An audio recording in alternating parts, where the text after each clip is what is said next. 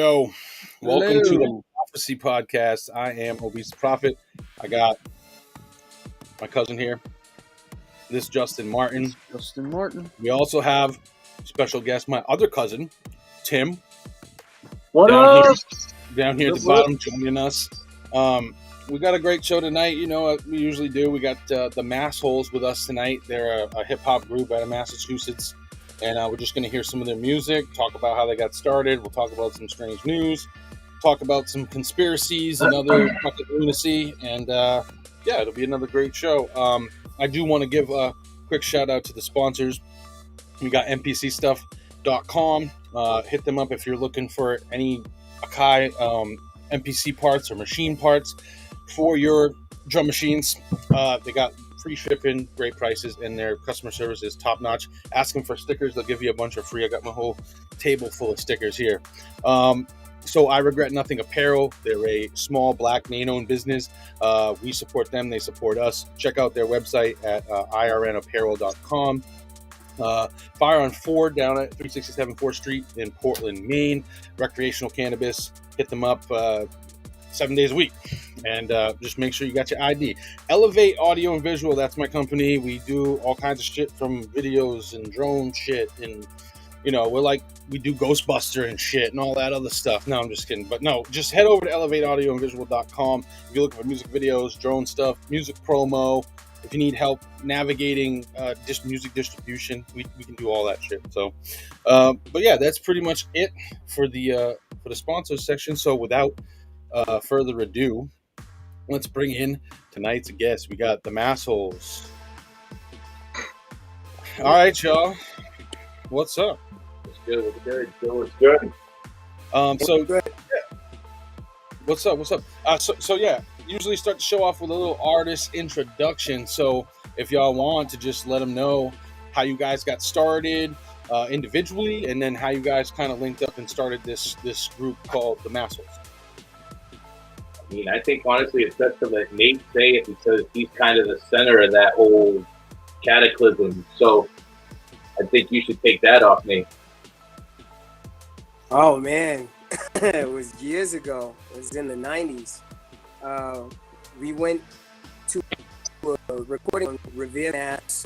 Steve Picardi used to own it, and me and Rich had been recording with him, doing projects, and he was pretty well known in the area because he had a lot of freestyle and stuff on the radio. He was putting together mix shows and whatever, which was gaining a lot of notoriety as a DJ. And I was a house party MC. I battled everybody, and then Rich taught me to DJ. And MG, Maddie was in there one day, and I said, I kind of got my start like that. I got put on the spot, so I put him on the spot. And I was like, I want to be on this album, like, show me something. And he did, and I was like, I like you, And Rich just kind of looked at me like, huh? And I was like, yeah, he's decent. I like him. Oh, yeah. That's all how it kind of started. I think I want to say that was 94 and 95. It was the year I graduated. It was after that. It was probably 99. Yeah, it was right around when we did the Unified Fractions Quick album. Yeah. Oh yeah, right. It was right. So that was around 99, 2000. But as far as that, me and Nate were doing stuff. In high school, we used to go down to my parents' basement. You know what I mean, and just blast and make music, and that's where it all, originally started, you know what I mean? And then, like you said, going down to Mass, and then we hooked up with Maddie, and then it's just been dope ever since, man. And we've just always stayed together, no matter through the journeys of life. Nate went into the Army.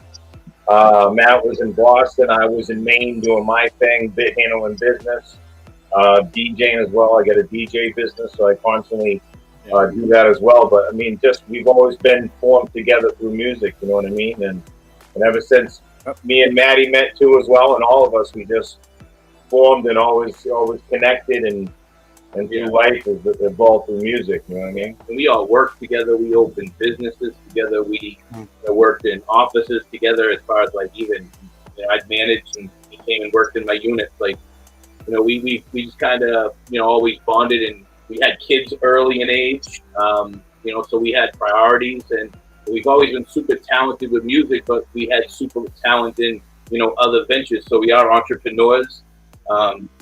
With other, multiple business ventures. I mean, we have so many different things that we do, and if we can make a hobby this successful, and we just started pushing it again, and the movement's already starting. That's how we were lucky to meet up with you and get on this platform that you have, and everything happens for a reason. So that's kind of where we're at.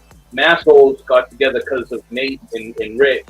Kind of resurrected me out of a long sabbatical, and we ended up coming up with the album, and where to go from there.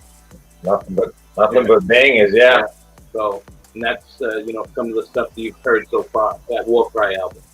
We've opened for multiple people back in the days. The DOS Effect, CPMD.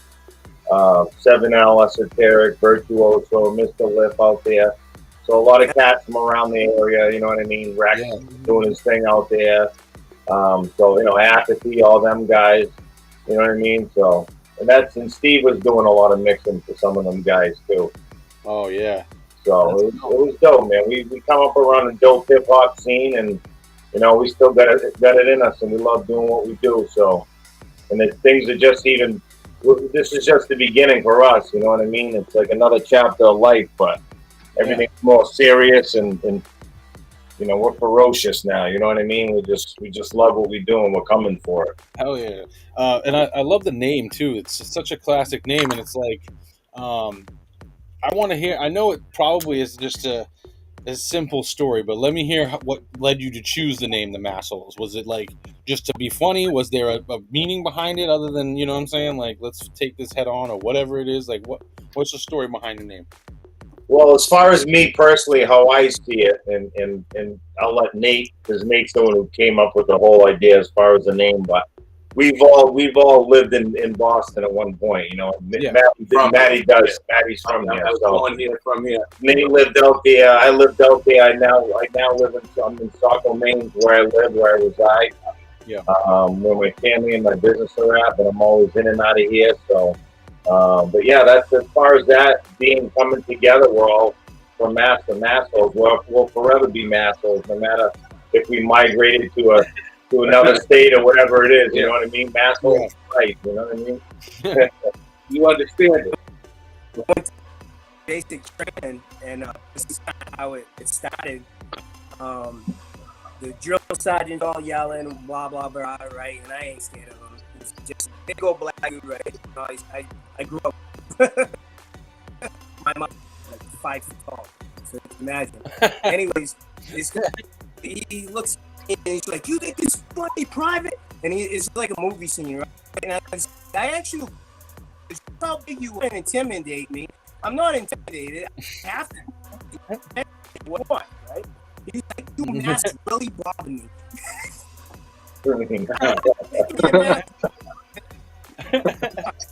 Yeah. I'm like, we're the Massholez. Could it represent it? Don't give a shit. You're like, we don't. We own it. What? Yeah. No, I love it. That's awesome. Yeah. All right. Cool. So right now let's talk about some strange news.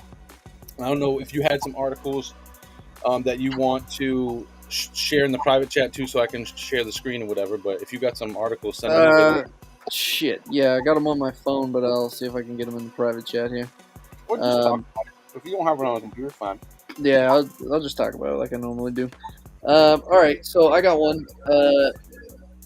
Doesn't really apply to us anymore. I know we're older gentlemen and we have ladies already, but if you're in the dating scene and Instagram, you see all these girls on Instagram.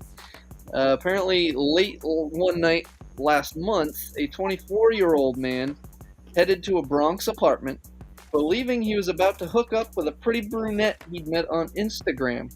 It turned out to be a honey trap that nearly cost him his life.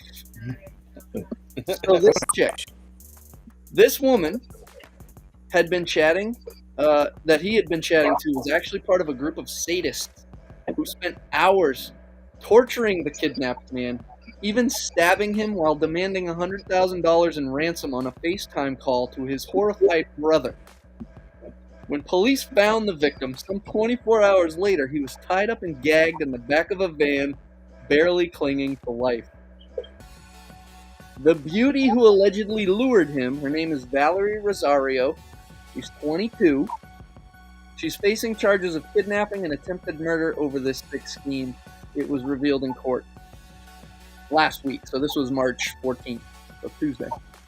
Prosecutors say the Lower East Side con woman allegedly coaxed the complete stranger to an address on Marble Hill Avenue in the Bronx on February 7th after they connected on Instagram. He arrived at around 1 a.m., and that's when the twisted torture session began, according to a criminal complaint. Three men barged into the apartment, one of them with a pistol, and they pistol whipped him.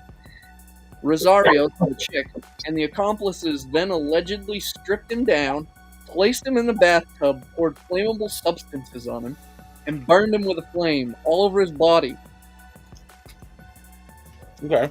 They also wounded him with a knife, striking him about the legs, back, and body. Sources say the sickos allegedly lured the victim to the apartment because they were driven by the money he flashed on his Instagram account. Oh, wow. Mm-hmm. After multiple hours of torture, the kidnappers moved their victim to a different location.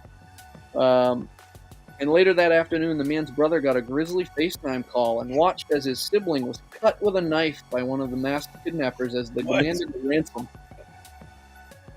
Damn. It goes on to say he was barely breathing when they found him in this van. The victim was treated at a hospital for multiple burns and stab wounds to his face, body, back, and legs. And he was tortured for about 24 hours by this chick. So, damn. If you're dating on Instagram, be careful. Yeah, that's the problem. That's why you just go out and meet a girl face to face. You know what I mean? Right? Yeah, shit's wild in the Bronx. At least there was no butt stuff, right? There was no butt stuff. That we know of. They didn't report on that. With Batman, right? I mean, a pretty girl, and Batman showed up.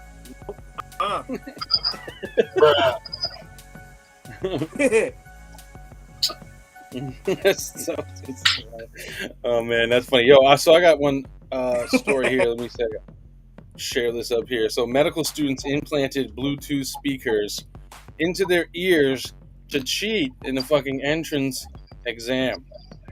Can you believe this shit? Oh my gosh. Yo, so if they're medical students and they did that, they automatically should pass the exam. An A for effort, right? But, so it says 2 Indian medical students recently got busted for trying to cheat in the entrance exam to the Mahatma Gandhi Memorial Medical College in Indore. So supervisors discovered tiny Bluetooth speakers surgically implanted in their ear canal. Students were taking the general medicine exam with 13 others when the university squad of whatever this university is came for a surprise check. Dr. Sanjay Dixit, Dean of Medical College, explained to The Independent they found one student with a mobile phone and another with some Bluetooth device. The speaker was the same color as the student's skin. So they revealed that ENT surgeons had implanted the devices in their ears. So not them. ENT surgeons did it. So they denied the accusations. One of them claimed the Bluetooth speaker wasn't surgically implanted and could be removed with a pin. We're sure it makes a lot more difference if that's the case. But so cheating in major entrance exams is fairly common in India. There's a reason for that, though, because India has that massive population that only so many openings for new students or employees, so competition is pretty cutthroat out there. I think we've talked about even on the last episode, like so many people out there have degrees, but they still can't get a good job. Like they still work at a call center or whatever. They could be a fucking doctor working at a call center all day. It's just crazy. But yeah, so I thought that one was crazy, a fucking weird ass story. Like we've heard about people going far before, but that's kind of crazy. That's an A for effort. Right? Oh yeah. I just want to know who's out there checking other people's ears to see if they got Bluetooth installed. That's Yeah. Fix your ears. Hurry up. Is this your next story that you just sent to me? Yeah, I got another one. All right, hold on. Let me share it. All right. Full screen here, real quick. Oh, surprise, surprise! It's a story from Florida. Florida. Here we go. Okay, I love Florida stories, man. Oh no. Okay, wait. Here we go. Oh. Oh yeah, I don't know what video's playing, but you can stop that. Yeah, I don't know either. I'm trying to find out real quick. Whatever not the fuck playing. that was. So, yo, this Florida man is accused. Hold on, there. Mute that shit. Not my mic. I don't see where it's coming from. I don't know. I think it's you. It's the ghost beat. It goes away when I mute you. Yeah, bro. All right. Oh, I guess yeah. It must have been on my end. Whatever the fuck that was. All right. So, a Florida man is accused of This calling guy. 911 last week to request that the methamphetamine that he recently purchased be tested for authenticity. Yeah. No joke. No joke. Yo, Thomas is my Eugene mouth here? Colucci called 911 from a Spring Hill home around 7 p.m. Thursday after he purchased methamphetamine from a man he met at a local bar. The Hernando County Sheriff's Office showed up with some deputies. Some deputies showed They up at his tested him. house. Colucci told them that he was an experienced drug user who used methamphetamine in the past and knew what it should feel like. Evidently, the substance that Colucci had recently purchased did not feel like methamphetamines. So he told deputies he wanted that methamphetamine tested because he didn't want others to purchase the fake meth from this person that sold it to him. He wanted deputies to put the person in trouble for selling dangerous drugs, though he was unable to provide a name or a contact for that person. Jesse Pinkman. A for effort. Colucci took out 2 small baggies, each containing a white crystal-like substance, and handed them over to the deputy. The deputy then performed a field test on the sample from each of the baggies, which tested positive for methamphetamines. Deputies immediately arrested Colucci, who complained of chest pain while in the back of the patrol vehicle, and after being medically cleared by a physician at a local hospital, was transported to the Hernando County Detention Center. Colucci was charged with possession of methamphetamine and 2 counts of possession of drug paraphernalia. And listen to this. The Hernando County Sheriff's Office posted this on their Facebook. If you or someone you know have doubts about the authenticity of any illegal narcotics you have on hand or have obtained from any other person, please, the Hernando County Sheriff's Office is pleased to provide this service free of charge. Well, I bet they're out, right? They can make their quota. Wow. Jesus. Hey, you guys want to come down and test my meth? Why, sure. Yeah. We'll be right there. They're rolling out. They're like, this is going to be an easy one. This might be the easiest one all month, Bill. Right? Man, my that's some God. dumb shit. This goes to show you how dumb some people are. Yeah. Wow. Yeah. Well, the meth really got their brains twisted, man. For real. They're thinking shit like that is regular. Only in I'll Florida. stick with my. Only in Florida is right. Keep that shit over there. Yeah. Hey, bro. No, They're like, it's all over. It really is. Crack. It literally is all over, though. You can't just contain it to Florida. It's like zombies. Sometimes they break out. Yeah. They fucking Yeah. get past this perimeter, and you're like, oh shit. There's a clan of them forming down in fucking Nashua, New Hampshire. They're making their way to fucking Portland. Yeah. Out, dude.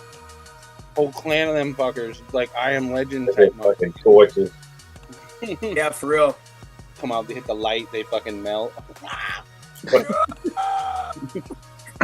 Crazy shit, man. All right. So what else you got? Is that it? That's all you got, right? Yeah, that's all I got for this week. Strange news. All right. Well then.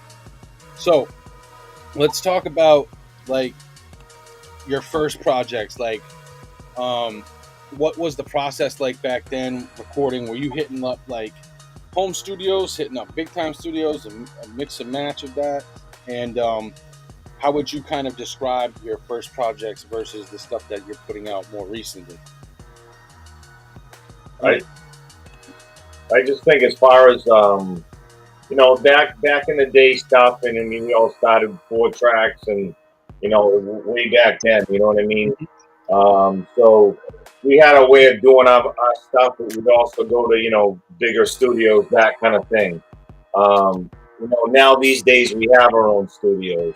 Yeah. We record our own music. We some of our beats we do ourselves. You know what I mean?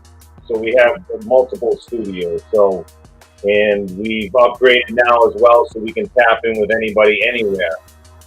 As far as to come in wherever they may be, almost like a, quarantine studio kind of situation. You know what I mean? Yeah. You are universal, and that's the difference. And we all run businesses, like I was stating earlier. And at the end of the day, you just take that same philosophy, and you're able to allocate the time with 3 of us, 4 of us, 5 of us, 6 of us. I mean, however many we decide to grow, what we do, and we really network well. There's an answer to everything. So we understand the path, what it takes to get what our goals that we have set accomplished for us. And there's a little bit of selfishness when you're thinking about your group or you individually, and which is a good thing. And then you want to like your own individual music and hope that trickles down to other people liking it. But that's also getting the right people to hear it. Know your demographic to cater to, the younger generation. And just kind of keep it moving, and that's what we're doing. And we're loving being, in the movement that we're seeing our sample size small but positive. And again, we're just getting a lot more connection and affiliation to, to people that are in your movement, bigger movements, smaller movements. And the end of the day for us, not only is it the big plate items that we get, but we also take the crumbs, because if you take enough crumbs, it forms a plate, and you don't want to miss opportunity. And every opportunity we get is blessed. So that's kind of how we do it, right? And the stuff, the music we put out now is bananas with especially the effort that Nate Tobin puts in, with mastering the product, and it's just just you hear our product, you know what I mean? It's like it sounds good, you know what I mean? It's definitely top quality, top notch. So it's not that goes back to the old days, meaning back in the days you had to make work, and then you kind of go do your thing. Now we can do everything all in one nucleus, you know what I mean? Right. And I think we've talked about this on the show before too, like having back in the day when you were recording, like if you go to a studio in like the late 90s or early 2000s, a lot of times you get engineers who weren't into hip hop or didn't know hip hop. You know what I mean? You get like a rock engineer, and they might fucking record your shit a certain way, how they're used to doing it or how they think they should for hip hop. Right. And so now you have people who have kind of self-learned or gone to school and all this other stuff and intertwined, and kind of you have a sound for hip-hop and different sounds you can go for rather than just having that kind of thing. And I like the everything that I heard from you guys has that. I mean, I'm impartial because I kind of like that style, that boom bap like style of music and stuff. So but that sound is good. Everything sounds good, from the mixing to the beat selection to the flows to the cuts and everything. It goes together, and it's like a raw energy of like the golden era style of fucking hip hop. You know what I'm saying? So for anybody out there, we're gonna play some music, but for anybody out there who hasn't listened to you guys, that's kind of like what I get from it. So nice. Yeah, for sure. And that's Nate. Like, I want him to kind of give you a little bit of the background of like the Massholez project, how it was networked, how many countries were affiliated to it. Like, I'd like to let him kind of give you that background, because it's really kind of cool to hear the process of this album. Yeah. When I first thought about the project or whatever, I had bad news and I found out I had cancer. So I was like, I'm going to make this count, just in case. And that's where I came from. That's why you hear that aggressive style. I picked the beats like so people would remember it. I remember Wu-Tang when they were like, the shit, not shit, and the people nowadays, no offense to these youngsters or whatever, what they're doing, that's thing or whatever, but we didn't grow up with chokers and purses, and we got smacked in the mouth if we didn't pronunciate, and some of us speak other languages, so it's like, it's very concerning to me that they don't remember where they came from, and we definitely remember it. And if anything was going to happen to me, I told Rich after, I said, I did it because I wanted to be remembered. I wanted people to hear that energy and know, like, we loved what we did, And I started as an engineer when I was in the Army. I was engineering country music songs at RCA on the weekend. I was in 101st Airborne Division, and that's what I did on my weekends. And then I got on a radio show with Doc Watson, who's the CEO for RMG Music now, which is a Christian rap label. He married my sister, actually. So we became family, whatever. And over the years, like, I kept staying with it. And Rich, he's always hit me up a couple of years, like, hey, let me fly out when we do a project, or, just that's how we spend time. And like this last time, like I really thought, I might not beat it, and not to get emotional, but I was like, no, I'm leaving my mark on the world with my friends. Like, we're gonna piss on it, If I can't fuck it or eat it, I think. Cheers, brother. Hell yeah. Hell yeah. We got the profits on board, and it was nuts. That's a crazy story. That's crazy. I think leaving your mark and being able to put something out there, like this day and age, it's really easy to do, which is great for artists to be able to put things out. Because I think the same way I put out beat tapes. I put out like 6 beat tapes already since the quarantine happened, like on all streaming and all that. And I feel like it's just a way for, like, because I got kids and shit too, and they like to listen to my music and the beats and all. I just feel like down the road, if I'm not here, then my kids can go on there and the music will be there. And it's like, it's just that I'm only doing it for basically that reason. I don't really care too much about anything else, really, So I just make the music to make it. I'm not out here trying to be Jay-Z or some shit and try to be like super famous. Right, yeah. It's like therapy, you know what I'm saying? Just gotta be yourself and put out what you feel, I made songs with my kids singing and rapping, and like they had their own personal studio that they were loving, like, growing up. They were, especially my daughter Julia and Marina, like they absolutely love being in the booth, and they have fond memories of it. But that's what it's all about. Yeah, definitely getting the kids in there having fun. Yeah, you're leaving something for a different generation, like, I don't feel like the stuff that's being made now is gonna last for all time. I think the music that we make could, because we fit in a certain niche. We come from an era where men were men. Some of them had like the fist fight, maybe had a gun or two, put some stuff in a blunt, did whatever, right? And I don't feel, I'm not apologetic about who I am, how I grew up. I grew up in New England, and if you don't like it, I'm a fucking asshole, and that's it. Hell yeah. All right. I think that pretty much explains that first project discussion. For sure. So yeah, favorite unexplained phenomenon.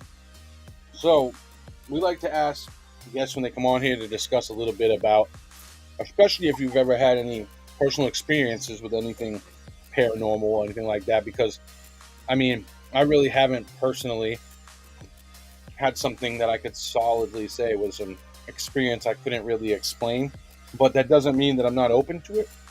So like, I'd love to hear stories. So if there's anything you personally have, obviously let's talk about that, but also if there's a topic that's like an unexplained phenomenon, whether it's aliens, UFOs, Bigfoot, ghosts, whatever it is, that really sparks your interest and is something that you could really be passionate about talking about, then what would you think that would be? Now, is this under the influence of mushrooms? I mean, if it is, whatever reality you're in at that time No, is reality. that was a young filthy back then. Yeah, it's been a while for me as well, because you get No, older, it's different. me personally, I can say not really. I mean, sometimes you get your hair stand up, that kind of thing. You may think something, but not me personally, as far as seeing anything or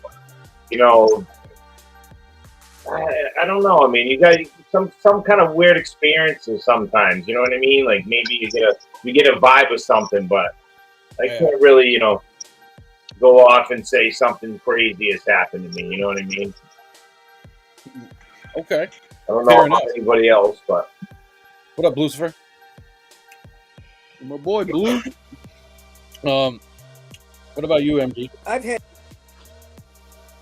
nothing bad, only one time for me, but I used to live in Tennessee, and I lived in an old farmhouse and stuff, and the rocking chair used to rock all the time, right? And I kid with my wife at the time, hey, that's the old man that used to have the house, right? And it's crazy because one time Chloe almost fell off the crib, and the door slammed, and it alerted me, so I started running room to room, whatever, right? And she was hanging on, her little strong ass hanging over the edge of the crib. She would have broke something on her, So there's been times where I feel it's somebody may be looking out or something. I don't know. I can't explain it, but I've only had one bad instance, and that was really in Iraq. We were in Sadia, and that's supposed to be where the Tower of Babel was built. They were trying to reach God and ascend and overthrow God. And it's a perfect square. He's crazy. But this man, every night, after the last prayer went off, 5 o'clock or whatever, right, their time, this is in Baghdad, he would go stand outside, butt-ass naked, no BS, no nothing. And he would stare at the sky.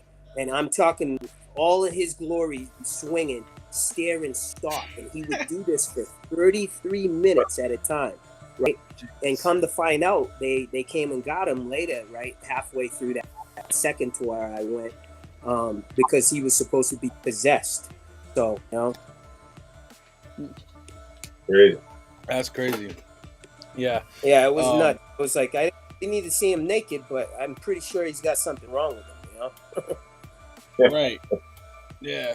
No, it's crazy. We've had some people tell some stories on here about one person, I think, said, I can't remember who, but they said that they saw somebody in the hallway at reaching in a drawer or something at a table that was in the hallway, and when they went out there, they went through the door, and they would walk through the door. You remember who was it? I think it might even have been, said at his grandmother's house. He would stay there, and that would happen. I can't remember who was on the phone. That kind of freaked me out. Yeah, they came on and told that kind of story, and I was like, oh, okay. And we had another dude who is a rapper, producer, also an author who writes books about UFOs and Nice. and paranormal stuff like that. He told some pretty cool stories about the kids with the black eyes and shit like that, which freaked me out. Yeah, But that's personally real. Yeah, I mean, personally for me, I think the closest experience that was the weirdest thing to me that I still can't prove it, when my step grandmother Nell passed away. I think it was 97, something like that. My mother had owned a little. She owned a little craft. She would make crafts, and she sold them out of the front of our house, right? Yeah. She had a little sign there, and occasionally people would stop by. It wasn't very often. It wasn't like she was very busy. Once in a while during tour season, people would stop in and they'd talk and whatever. And my step grandmother passed away maybe a week, 2 weeks. It hadn't been that long, of cancer at an early age. And my step grandmother had a very particular way of dressing. She had short hair. She had reading glasses with the shit that goes on the back, and she always had them up on her head. She drove a Volvo. She was a certain stature, you know. And I'm sitting in my living room one day, and somebody pulls in Massachusetts plates, and this was in Kennebunkport. And they get out, and I'm looking out the window. I said, "What the fuck?" You know, like I looks like fucking Nell. I go out and I tell my mother, "So the lady just got here. They're coming in." I was like, "She looks like Nell." So my mother's like, "Oh yeah," and then she comes in, and they're conversating for like a fucking hour. And my mother's got the fucking photo books out, showing her pictures. Right? She's with a friend. She's with her friend, and so like I'm there, and I can't stop looking at her because I can't believe how much she looked like her. Everything, not just the looks, but everything about her was like her. You know, even the way she talked. She had a real New England accent, you know.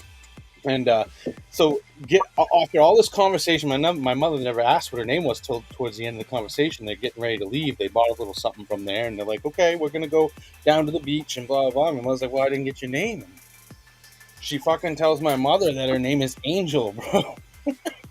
And, yeah, it was wild, dude. So my mother got her phone number and told them, like, "Hey, you know, if you're coming back through here on your way out, stop back by and say hi," you know. And they never stopped back by. I got a story for everybody. There's a truth. It's you guys talk like paranormal and things that could happen, and Yeah. so I go through like real things that I can discuss. So I've been in the same house pretty much my whole life, and I have 4 kids, and some of them have come in, some of them come out. And over the last like 20 or 30 years, it doesn't. This is the first time I'm ever telling this story about this. It doesn't. Only my family knows, who I'm pretty sure might be listening right now. So it doesn't matter who it is. It particularly picks one person. So you'll walk past the person who's sleeping, but a demonic voice will come out of their mouth, and it will be like, it will tell you to either get out or, you know, and it's freaky because you're walking by, it's your kid telling you to get the F out, and it's like in a demonic voice. And then it happens all the time, and then all of a sudden it will switch to a different person. Now it's a different person that's saying it, and everyone's experiences to the point that it was inside my body, and my wife says, "Yeah, you talk exactly like that, and this is what you said." And it's been in my daughter. I've heard my daughter's voice say it. So at night, this energy picks whatever person in my house, and like literally this demonic voice will come out when you walk by it, and it's been like that for like 3 decades. So 3 decades? Yeah, dead ass. And it's like, you know, I don't even want to talk like this. You've heard it happen. Like we walked past there, and I was like, "See, I told you." It was a Justin at the time. So it's like, get the fuck out. Like it actually swears. It's like, you know, my wife says it gets a little physical. You know what I mean? So at the end of the day, like, you gotta laugh because she's like, "No, it's you doing it." You're like, "What do you mean? Like, there's no way you don't have any recollection of it when it's actually the person that it's happening to." But yeah, it's interesting. But it doesn't hurt anybody. Like this, you know, I don't see ghosts or shades or anything like that. But that's probably the strangest thing I've seen in that situation ever in my life. That's probably the strangest fucking shit I think I heard on here so far. Yeah, like it literally just it's the most bizarrest thing. Like, no, if that shit was happening to me, I'd move out and burn that shit down. Nah, man, because at the end of the day, like it's energy, and that's all it is. It's just trapped in the place and this place. Yeah, if you're scared of something, you can't. I'm scared of like who my president is. You know what I'm saying? Like that's about who I'm scared of. Like, and at the end of the day, you know, it's something you live with, but it's a weird story, and it's official. Yeah. I'd fuck with the thing. I would. I'd fuck I gotta with come. it. I gotta come through there with the equipment. I'd be like, "Come to the bathroom with me." I'd be like, "You want to cry?" It's bizarre. To be honest, it is weird. It is weird. Yeah, that's craziness. I'd tell them to come to the bathroom with me, and then I'd pee out front of it. Well, I remember when it happened, I used to tell people about it. I'm like, "No, you sound like this." People at first wouldn't believe me, and then they started hearing it. And now it's like literally gone into everybody, and it's like the flu. It hits everybody. Oh, man. It's like... Yeah, it's crazy. True story. That's a wild and crazy fucking story, though, for real. And the house has been in my family for almost 100 years, so it's right in the East Boston, Revere, Chelsea corner. and it's my family's owned the house since 1939, and Has this only been going on for 30 years, you said, or 30? no, it could have been going on for it could be going on for longer. Like it just, I've noticed it for 30 years since I've occupied the house full time. Yeah. But I used to go in there as a kid, and I don't remember my grandparents ever like going crazy on me ever. But it was my son, and it was the first one I heard it from. And then I thought it was just him. And then sometimes Rich would catch it, and I'd be like, "Yo, you see what I'm talking?" Like finally got someone else to hear it. And people think they're like, "Yeah, right, no way." And then all of a sudden, like heard it, and the other one. And then finally, my wife heard it, and then I started doing it. It was like right next to her, ground zero next to it. You know what I mean? It's like, hey, like fucking 3 inches from it. He's like, "Yeah, you're crazy. You're waking me up." He's like, yeah. But yeah, so like I don't even know what you're talking about. But it happened. I remember now you're talking about it. Yeah, it's definitely weird. But that's good. I get that ghost high. I'd be like, you need to chill out. Stop telling people get the fuck out. Smoke. Yeah. Give me that, dude. I don't give him an edible. You're just fucking Right. you're hotboxing every room in your fucking house. Like, well, I used to hear my kid do it, be like, boom, out of here. But now I just like, yeah. Thinking kids are great one. All right, so let's talk about top 5 dead or alive. We can pick anything. We don't have to stick to musical topics. It could be food. It could be locations. It could be movies. It could be movie genres. It could be songs, albums, producers, artists, whatever. Let's just pick one of those things and do a top 5 for it. Who wants to pick? Someone pick a topic, whether it's artists, producers, songs, albums, movies, food, whatever. Throw it out there. I'd say people on Earth. Like, I don't know. I've been thinking about this. Like, I have a number system with the people I'd like to met. That's dead or alive. Doesn't matter. Like, yeah, it Jesus, doesn't matter what they do. Yeah. Go Buddha, ahead. Let's do it. God, stuff like that. Like people you'd actually like to learn from or something. Yeah, dead or alive. All right, so let's think of that. People who have lived throughout time, doesn't matter who it is. It could be Socrates, motherfucking Abraham Lincoln, whatever, Gandhi. Yeah, everybody. And I'm gonna put together a quick little list, and we're gonna start at my top left, which will be filthy, right? So whenever you're ready, if you got a little top 5, we can take a couple seconds here to think about it, and then we're gonna roll it. We're gonna roll with it. So top 5 dead or alive that I'd like to met. Yeah.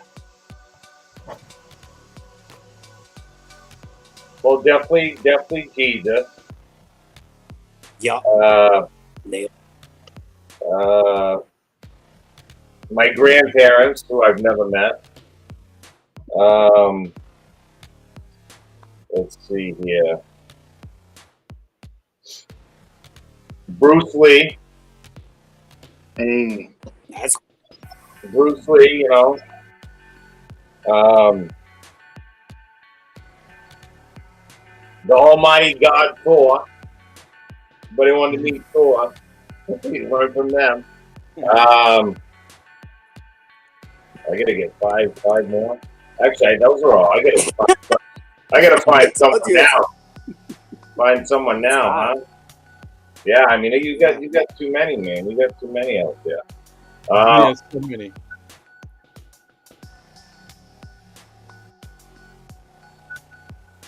Let's just go with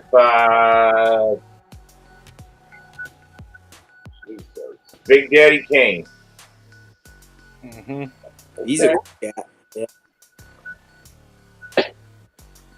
one of the top 5 MCs of all time. Definitely. All right. So that's 5. I'm sorry that took so long, but I was thinking for a minute. Part of the show always takes you're making me think. This one's tough right here. I'm trying to think of people that right in this universe, you know what I mean? Versus just thinking of someone that's in front of me right now, So yeah, it's tough. Right. Well, most Massholez would be like Mark Wahlberg, Donnie Wahlberg, Big Poppy, Larry Bird. Like that's thinking outside the box. It's hard. Yeah, Bill Russell too, man. Bill Russell, definitely. For real, right? Oh my gosh, Tommy Heinsohn. The pick is like a zombie. I used to yell at Tommy. My wife will vouch for this. Tommy, we're at a Celtics game. I brought her. You know, I had to have a couple beers or whatever. So Tommy's on the court. He's like trying to do an interview. So I'm yelling. I'm like, "Hey, give me a fucking Tommy point!" It was a riot because I was trying to get his attention, and he wasn't even like looking at me. All I could think of is like, "Who's this asshole yelling at me?" You know what I mean? Oh, this shit was a good story. That's funny. Good memories, man. Good memories. So, yo, who's going next with a $5? I'll go on that. Yeah, let's do a line. I definitely would want to meet Michael Jordan. Oh yeah, that was good. I think Michael Jordan That's a is cool- influential. I mean, that's definitely someone that I think trademarked multiple industries. I definitely would want to meet Jam Master Jay. Nice. I really like how he was like such a center point and is so influential. And I don't know, to me, like there's no rap MC without him. Right. John F. Kennedy would be probably another person that I would have really loved to have a chance to meet.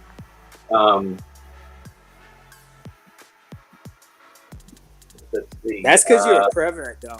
You want to ask him about Maryland. I know it. What? Everybody does. Who else? Ted Williams.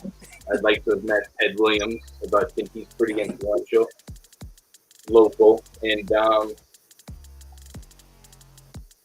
after that, probably Warren Buffett. I think you gotta get every aspect of every personality in that top 5 that makes the guru of all of it. You know what I mean? That's what you gotta try to steal from. So if I had a sponge off of all those people, I think they give me the biggest chance to succeed.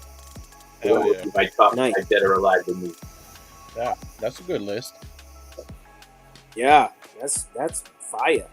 Yeah, I can't disagree with any of that. I mean, everybody's list will be different, but I mean, that seems like a pretty solid one right there. Yeah. For real.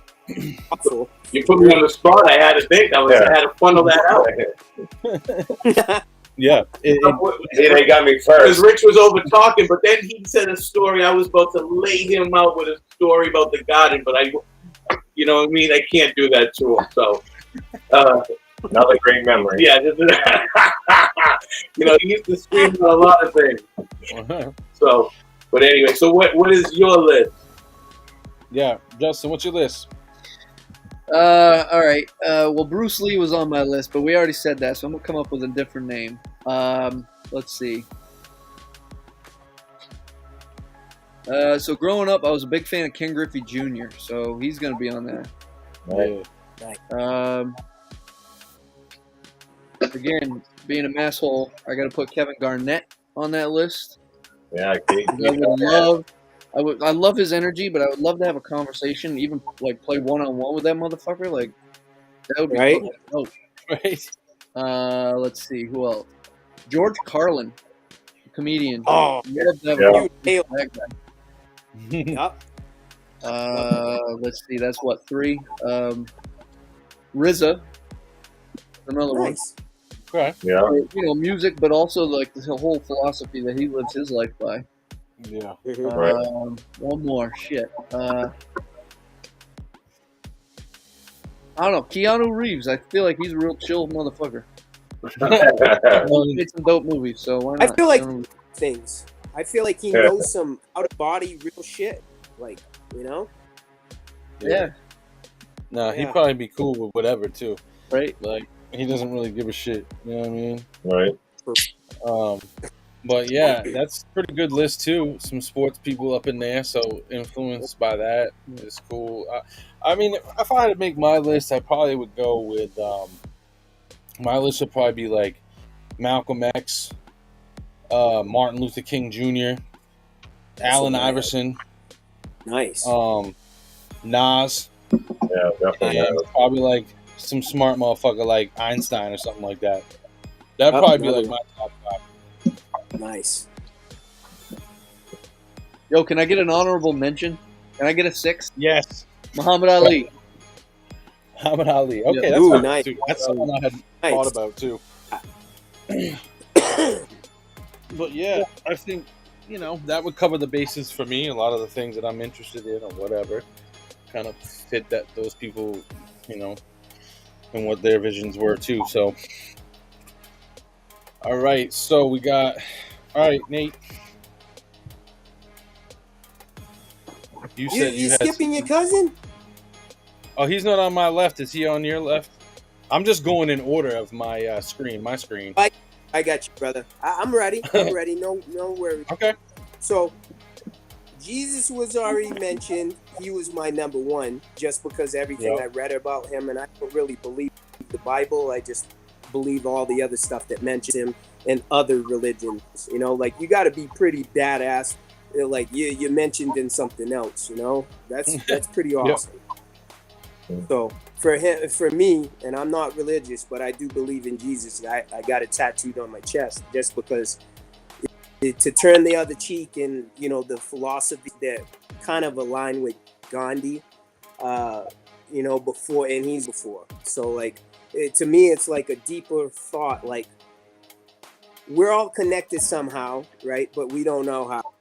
Yet we're all taught to be disconnected. Even like we're doing the opposite of what they want. We're taking technology right now and we're connected.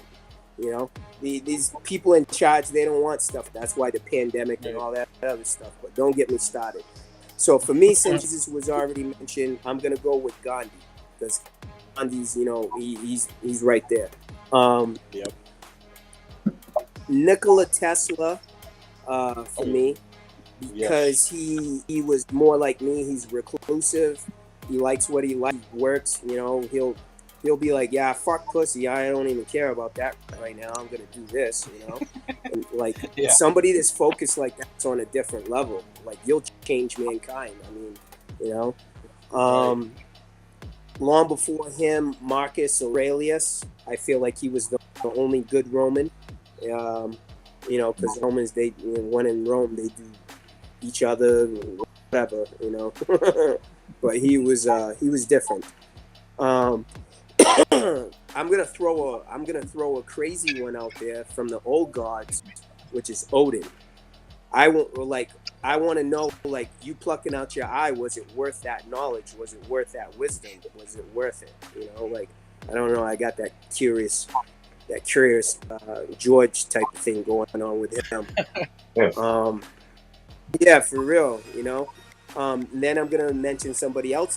How many is that? Is that like 4? Because I'm having to make up. Yeah. You took my think so, yeah. Jesus. Yeah, one more.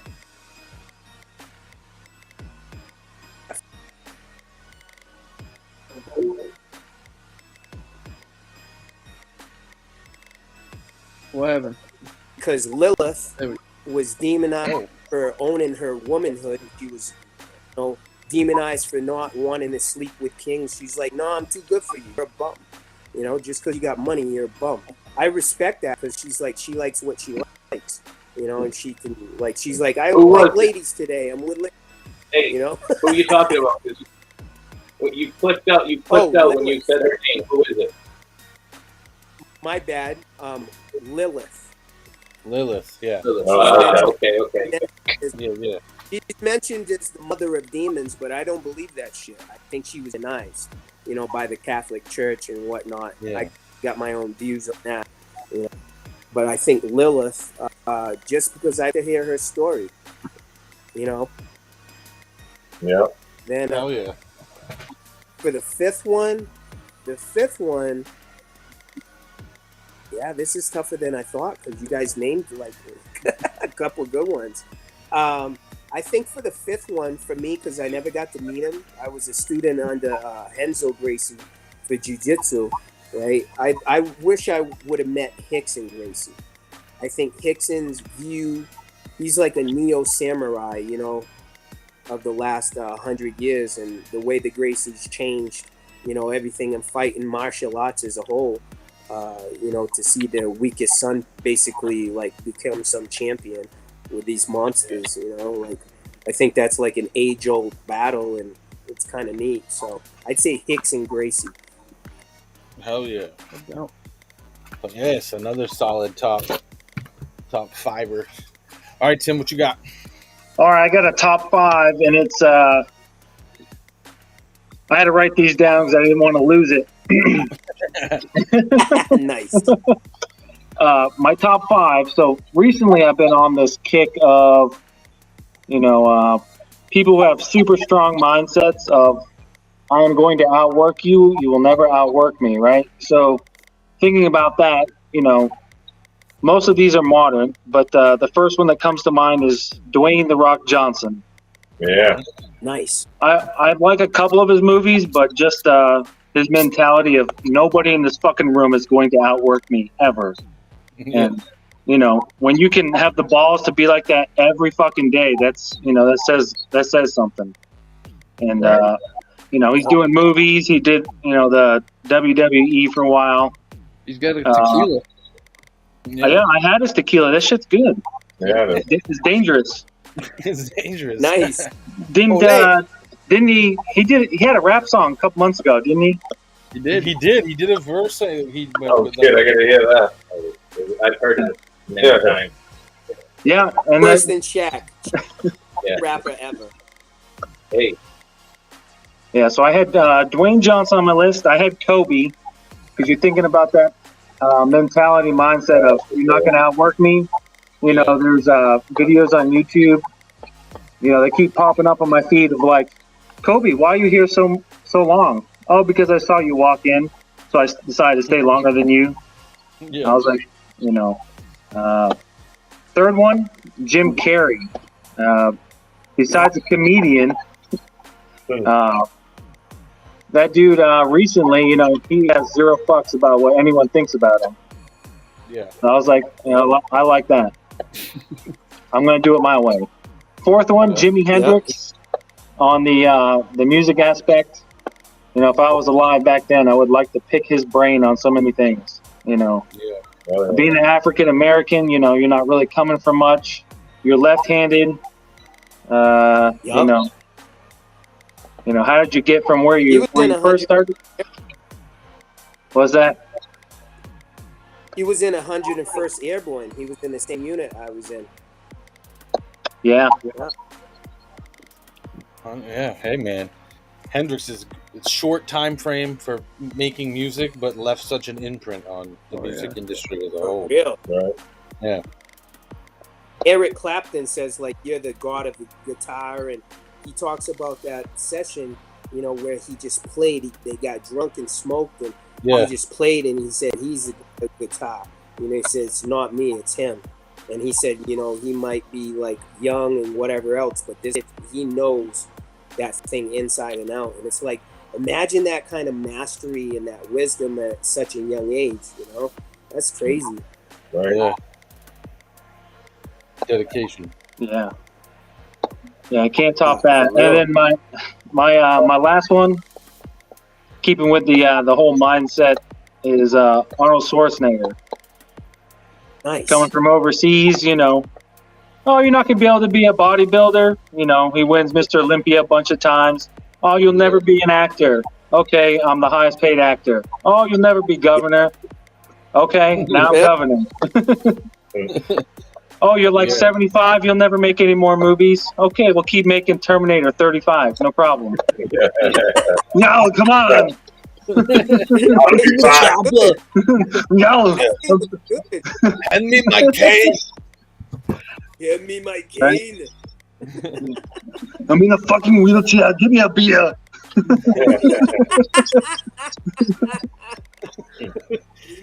He'd have his fucking wheelchair equipped. Right? Fucking Yeah. laser guns and shit. Fuck yeah. No, they'll probably just CGI him as a younger version of himself and fucking keep on playing him in there. Like that's how technology seems like it's going these days. Like, I don't worry if you're 75. We'll make you look 50 again. It'd be cool. Yeah. Right. You make my knees 50 again? Nah. Like that. All right, so we got through top 5, dead or alive. So I want to know what you guys are doing when you're not like making music. Like, what do you do to reset your mind? Do you work out? Some people work out, some people play video games, some people fucking Yeah, what is it that you guys do in your free time besides music? On our free time besides music, Yeah.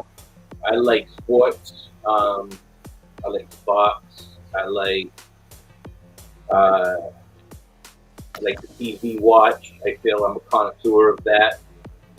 Fitness is fun. I like to shop. I like to, you know, pick things out. I like to start up new businesses. I like to think about concepts. I think about how I can better myself every day. You know, I wake up in the morning. It's a plus when when you go to sleep. It's like the cousin of death. And every morning you wake up another fresh breath and a new opportunity. And I practice what I preach, and those are my hobbies. So at this stage in the game, I like to think that, all right, well, let's take the opportunity and make the best of it. And I think that's probably my recreation now. I don't know about anybody else. Yeah, hell yeah. Me personally, it's tough. I say when I'm not doing music, I DJ as well. You know what I mean. Besides, doing hip hop stuff, I do weddings all the time. You know what I mean. Clubs, parties, events. You know what I mean. Corporate events, whatever it is for people. You know what I mean. So, but yeah, exactly. Kids. You know what I mean. Family. Definitely fitness. Fitness is key. I feel fitness is, you go to the gym, you work out, you get that stress out, and then you get that positive energy back in you. You feel, refreshed again. You know what I'm saying? So definitely that. Definitely traveling. If it's possible. Yeah. If I got free time, a little traveling. You know what I mean? Yeah. It's always good to see a different part of the world, or even just the United States itself. You know what I mean? Oh yeah. Fuck yeah. That's really it, man. We connoisseurs too, and shout out to Nate Bakery Genetics. Yes. Definitely involved in the industry, so we like smoking. And that's it, man. It's just everything's wrapped around, definitely family first, man. Those are the ones, those are the people that, keep you focused the most, having that family close to you. So, and we're all family too, so that's why it all, it includes into everything, you know what I mean? Whether it happens, whether we don't talk for a month or something like that, or not that it's always like that, but if we're so busy doing our own stuff, especially Nate, that he's further in New Mexico, as far as us being, me in Maine and Maddie in Boston. You know what I mean? So yeah, it's a little easier to connect in that kind of thing. But it's like no matter what, we talk in a month. It's like the same day. It's like yesterday. You know what I mean? So that's good to have. That's the bond that feels good. You know what I mean? So yeah, I'll end it on that. Yeah. How about you, Nate? What are you doing in your free time that's not music related? Not music related, but they talk about in music a lot. Is probably how I turn this camera around. I don't even know. It doesn't really matter. I can show it. It's a box set. This is like cannabis seeds. I own a cannabis seed company, and I make genetics. So recently, Filthy and Maddie, they're talking about having their own lines, and I'm gonna make them. And the thing is, we have a whole bunch of testers. Sorry, I just smoked. We have a whole bunch of testers. Fuck the Chesters, man. Yeah, we got some Chesters. I live in New Mexico and it rubs off. So we have some Chesters. They test our stuff and we smoke it. But on the real, Rich and Maddie, they've been avid, users of cannabis, and I actually, beat cancer by doing it. So that's how I got into it. And people liked my seed so much, I kept making them. And now, we're in the top 5, and we're an independent company and just trucking along. And I make seeds. I don't sell the herb. I don't nothing. And our hashtags, grow your own. So it forces people to take accountability. If you're gonna smoke, learn a trade. Be a cultivator. Pass it on to your kids, whatever, so people can have it. But That's what I do in my spare time. Excuse me. And then I raise my daughter. I got a couple in college right now, and hang out with my dog. You know, Yes. the chick I like lives in Florida, so I don't engage in that because New Mexico. Have you seen Breaking Bad? That's what they have to offer for chicks out here. Good. Good. Sorry, not to be mean or anything. Like, yeah, I'm saying, right? I'll go with Mary. Mary's a good one. She sticks by me. She helps me out. She keeps me in contact with my brothers. Yeah. Hell yeah. So yeah, I mean, talk about this all the time, but yeah, I think getting out to nature, fucking. I got a dog too. About to get another dog here in another like month and a half. That makes me have to be more physically active because I'm not one that pops up and says I'm going to the gym today. You know what I'm saying? I just don't do that. But having the dogs does help me be more active because I feel like I got to get them out of the fucking house multiple times a day, and I do that even in the wintertime. But in the summer and spring and stuff, that's when we really hit the road. We really hit the trails. We get out there and we get a lot of fucking walking in. That for me helps me reset. I live out in the middle of fucking nowhere, so there's not a lot around here but nature trails, fucking national refuge, and all this other shit. So we go there a lot, and that's kind of how I reset things. And I try to keep my mind off the computer, but it's hard. I do so much shit on here, from video editing to graphic design and networking, and then podcasting, and then making music, beats, whatever. So I spend a lot of time in front of this fucking computer right here, but I do try to get out as much as I can and do other things. And I'm a full-time student right now too, so that's kind of helping me break the monotony of being at home for this whole fucking quarantine, basically. But yeah, it's been tough for the quarantine, but luckily haven't been sick or anything like that. I went along with everything, and I got vaccinated. How they said, I've distanced myself from everything, even if it was a fucking mannequin at the store, I'd steer clear. I'd be like, 6 foot, gotta stay away from your life, kind of shit. Like, I just was like, whatever. I did what they said, mask up. At school, they're like, that's funny. I still fucking wear a mask at school, so that's kind of a pain in the ass. But it is what it is. In April, I guess they might revisit it. We might not have to wear masks at school, which would be cool because I don't know.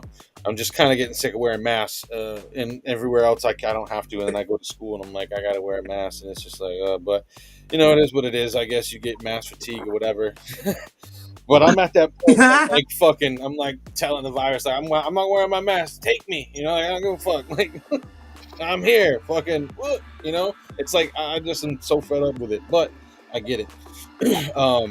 But yeah, so let's see. What are we doing now? Let's do, let's talk about if you were to like bump into like a fucking record company CEO, Jimmy Iovine or some shit, right, in the fucking elevator, and he's like, "Yo, give me one."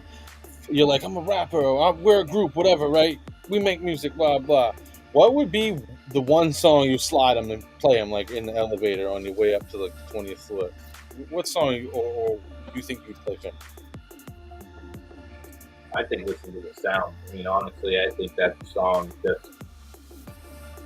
It's organic, it's fire, it touches all elements of hip hop, it touches every genre.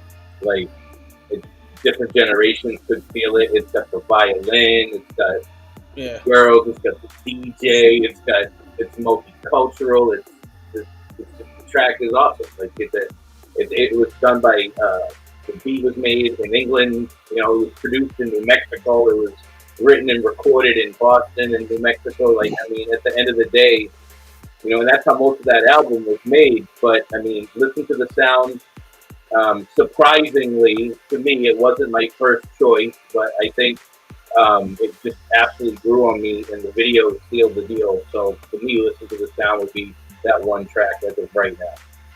Listen to the Sound. Okay, well, I'm gonna throw this out there right now. Let's just give this a listen, and we'll play this right now. This is Listen to the Sound. This would be the song that you'd play for someone trying to get that deal. Not that I'm just saying this metaphorically, because I don't even know, a lot of times people, you might not even want a deal, but I'm just saying, if you had that person in there, you want to play them something, because like a deal's whatever. It's not like 95. When you're catching a deal, you're gonna be like, come on. I want to give a shout out to Docs for Media Music, who did the video. And we got some guest appearances in there. Yep. So big shout out to Tata, who's Big Daddy's Kane's break dancer. You know what I mean? He's out there doing big things, going on tour with Big Daddy Kane. And at the beginning, it's Quest 730 from 730 Movement. You'll see us in their clothes. Got those directly from Freaky.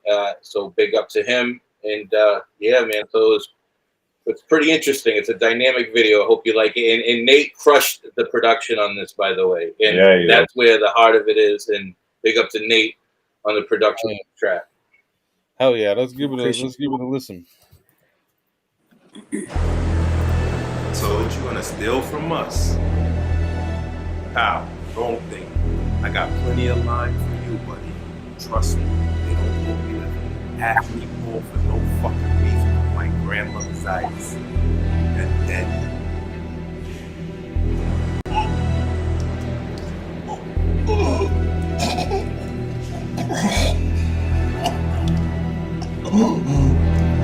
hello. Lance, I need the Massholez in Brooklyn. Wow. Skinny, I'm busy. I'm doing something right now. Stop playing with me, man. Get out of Kidding Boston. me?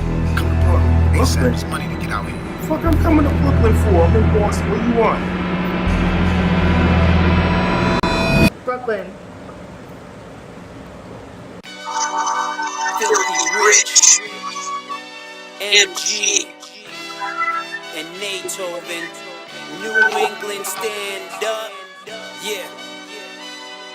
Production Profits and the Massholez. Y'all ain't ready for this. Listen to the sound, to the sound, to the sound. Listen to the sound, to the sound, to the sound. Motherfuckers don't listen to the sound. Listen to the sound, to the sound, to the sound. Motherfuckers don't listen to the sound. Listen to the sound, to the sound, to the sound. I whip tracks in a butter gutter flow. Butterfly effect, translation in Espanol. Back in the English, suggest you Google. Hard body on a track, watch him fall domino.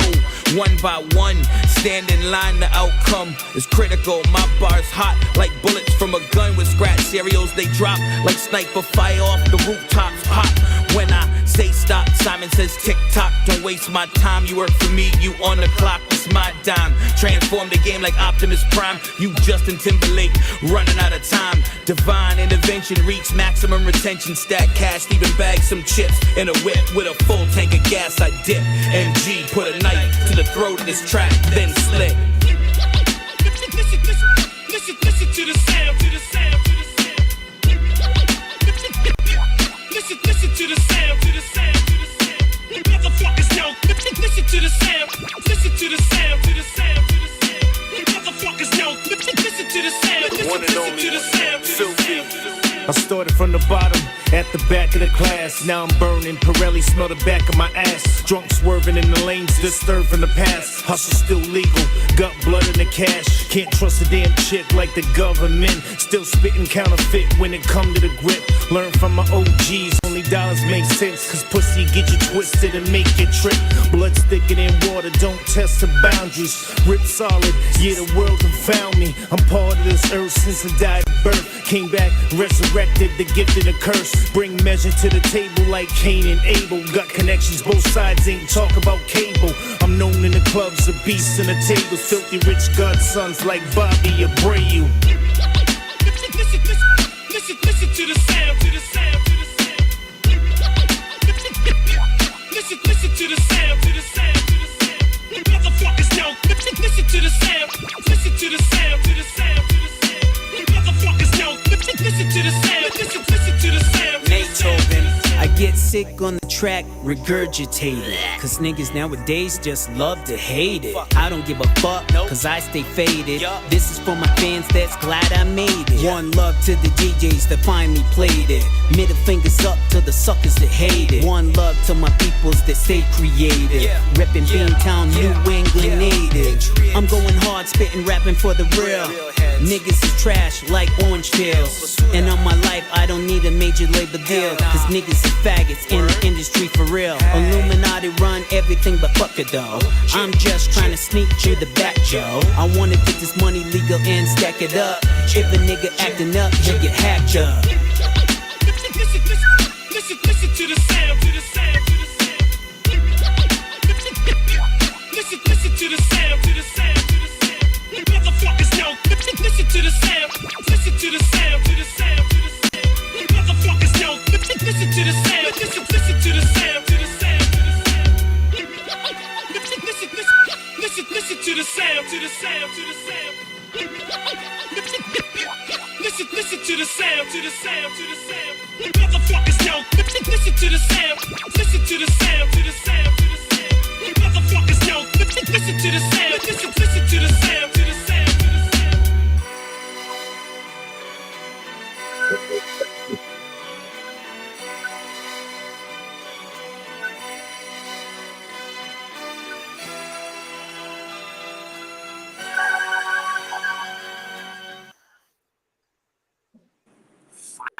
Yeah, so I love that. Hey. It's a great video too. Yes, It's Sir. pretty well done video. yeah. You I don't gotta really have you any gotta put complaints. thought in it. It's gotta be planned out. It's gotta, you can't, you can't put nonsense out. But you gotta love it. You have to love it personally. You gotta be prepared for your feelings getting hurt, but that's okay because you love it and you put everything into it, and then you'll see that the mass will really enjoy it. And you have to keep in mind everybody that's paying attention to that and listening to it. And if you actually start following the videos, if we continuously put things out, these videos are going to be linked together. So what we're investing in is a storyboard over a time. And it's so fun to work with the team that we have, and I can't wait for the next one, which is coming up soon. Yeah, I'd say just one piece that stands out in that video, get a lot of props on it. Just having that violin in there. I heard the violin. I'm like, yo, we gotta get a violin and have somebody just playing it out there. You know what I mean? And it came out fire. Get so many compliments, and it's just like we shut down a Brooklyn block. Like that was literally in a block. When you're in Brooklyn, if you don't know people in the area, one, you can't really get into the locations where we were at.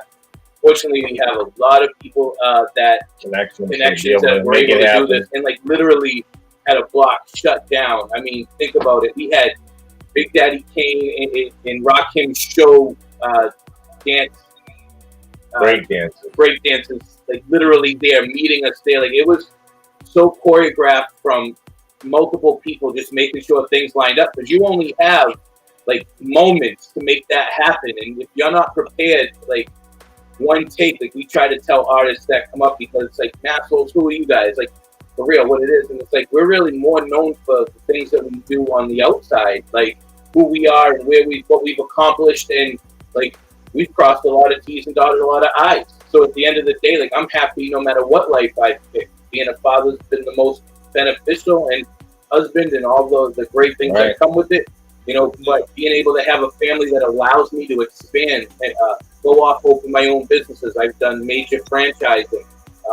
Now I'm in the service industry. I do music production, and I have property investments with rentals. Like Nate is like a monster in what he does, and like everything he touches, he just maximizes his potential. Rich is literally a jack of all trades. He doesn't tell you that he's savant in the drums. I mean, he's just he's unbelievable, the things that he can do on top of a skill-based job for his health insurance, his family. He also DJs. He's not just that. He does weddings, that. He still comes down for these interviews from Maine to here, back tonight, to be up at 5 in the morning. Like, it's a grind. Like, you can't stop.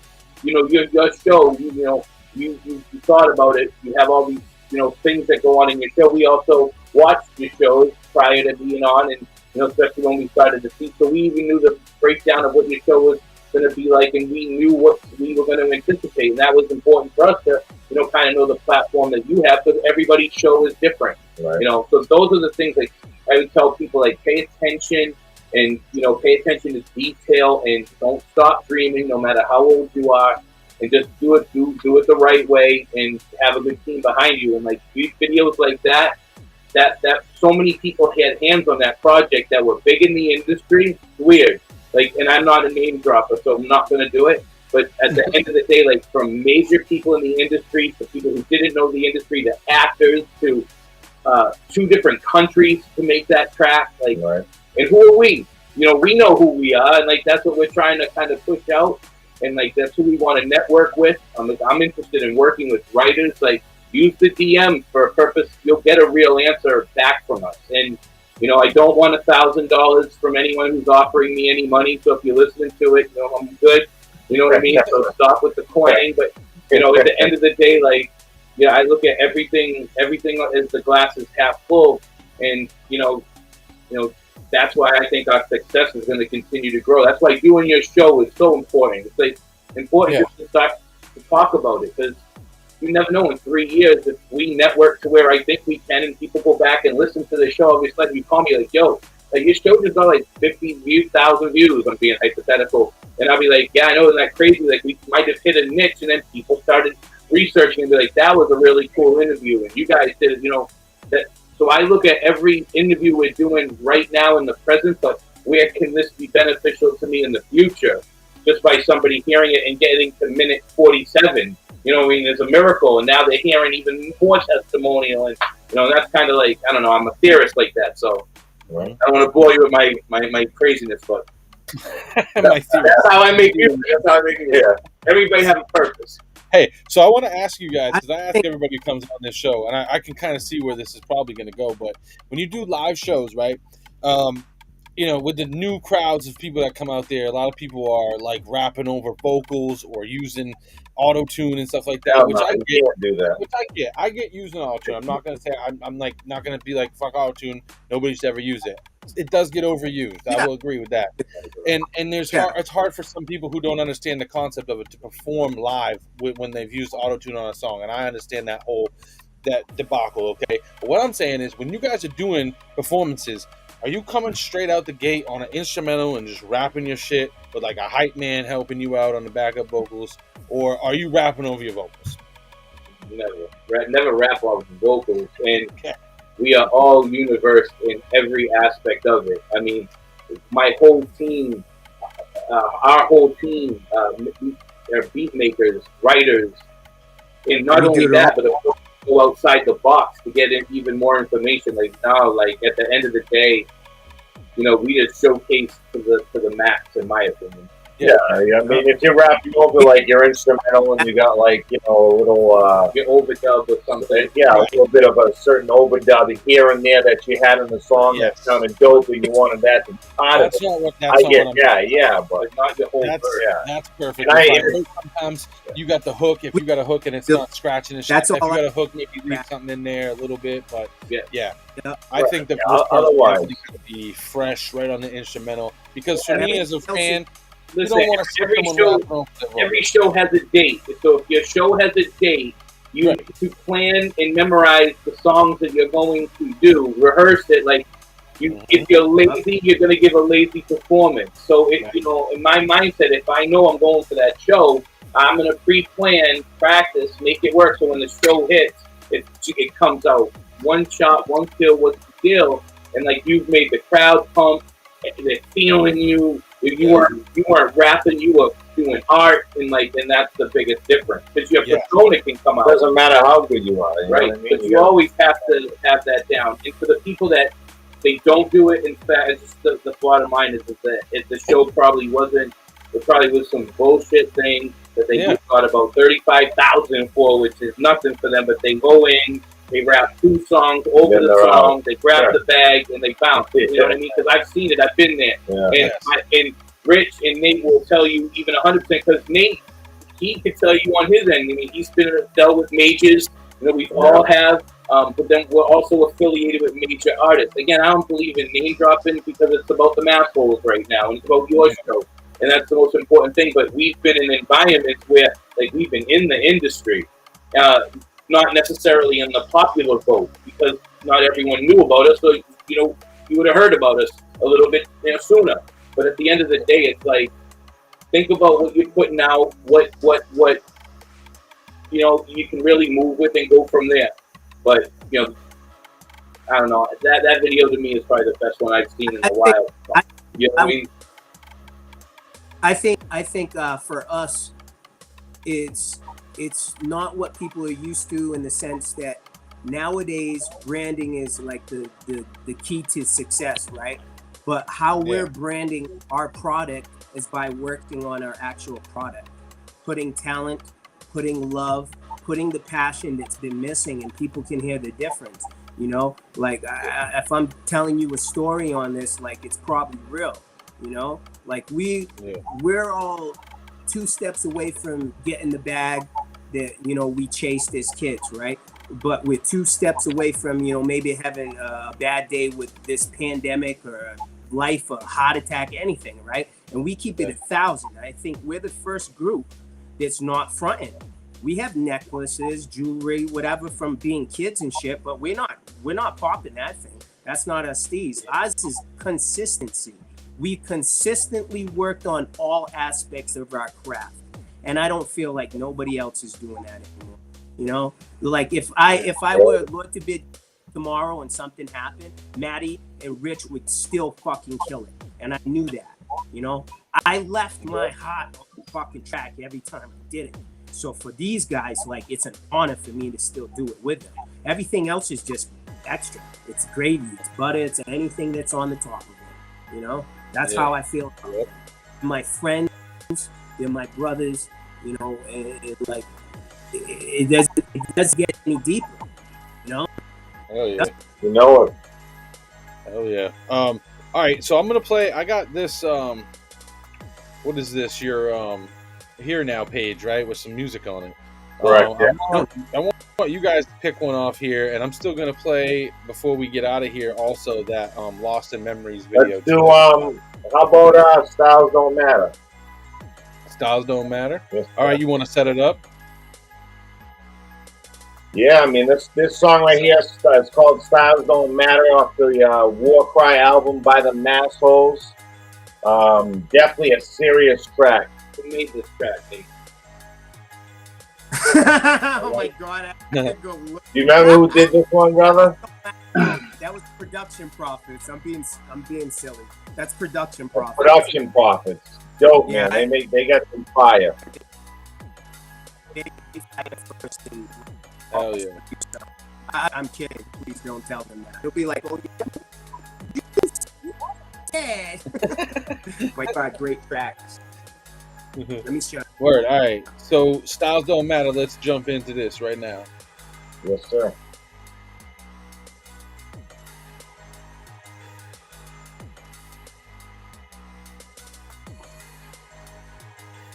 Styles don't be mattering.